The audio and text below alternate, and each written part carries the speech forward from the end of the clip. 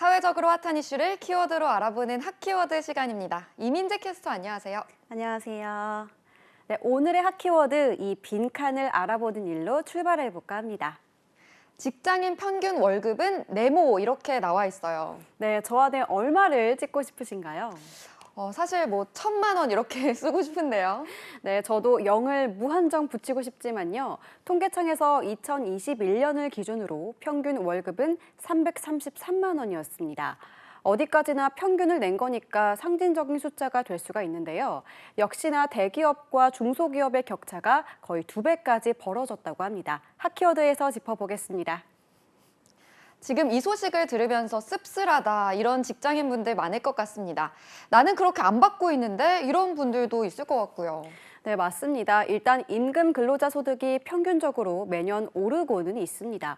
상승률을 보면요, 4.1% 올랐는데 2021년이 이렇게 되니까 지난해나 올해도 사실은 비슷할 거로 추정이 되고 있습니다.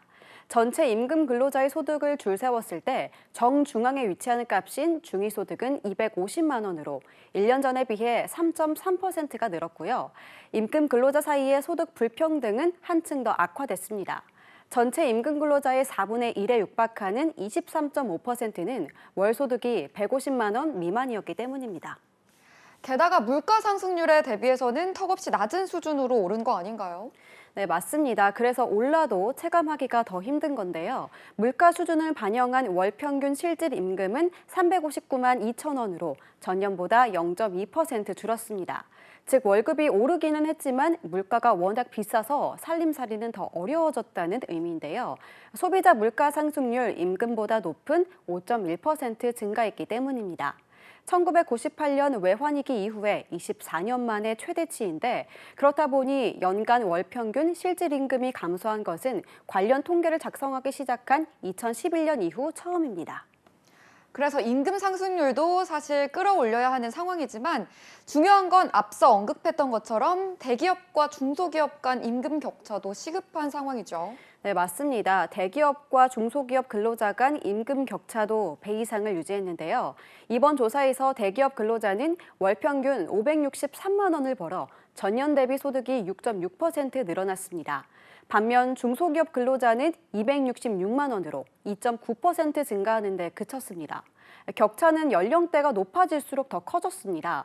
50대 대기업 근로자는 월 평균 729만 원을 벌여들였지만 같은 나이대의 중소기업 근로자의 소득은 291만 원에 불과했기 때문입니다. 사실 차이가 난다는 건 알고 있었지만 이렇게까지 많이 날 줄은 몰랐거든요. 유독 격차가 더 커진 것 같은데요. 네, 맞습니다. 지난해 중소기업의 실질 임금이 떨어진 것은 역대급 실적을 거둔 일부 대기업과 금융권의 성과급 잔치의 영향이 크다는 분석이 나오고 있습니다.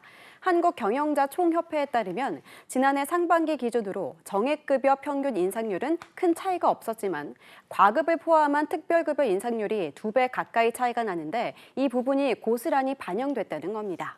이런 임금의 이중구조 문제 더 심각해지기 전에 해소하기 위한 방안도 필요하지 않을까요? 네, 맞습니다. 정부도 여러 방안을 논의하고 있지만 전문가들은 당분간 격차가 더 벌어질 것이라고 전망하고 있습니다. 왜냐하면 산업구조상 대기업 중심으로 생산성이 향상되다 보니 중소기업은 물가 상승률을 임금에 제대로 반영하기 어렵기 때문인데요. 결국 중소기업 근로자의 실질 임금은 갈수록 줄어들 수밖에 없다는 게 경제학자들의 전망입니다. 네, 정부도 규제 개선 등을 통해 중소기업의 경쟁력을 높여서 물가 압력을 버틸 수 있도록 하는 근본적인 정책도 고민해봐야 할 시점입니다. 지금까지 핫키워드 이민재 캐스터였습니다. 고맙습니다.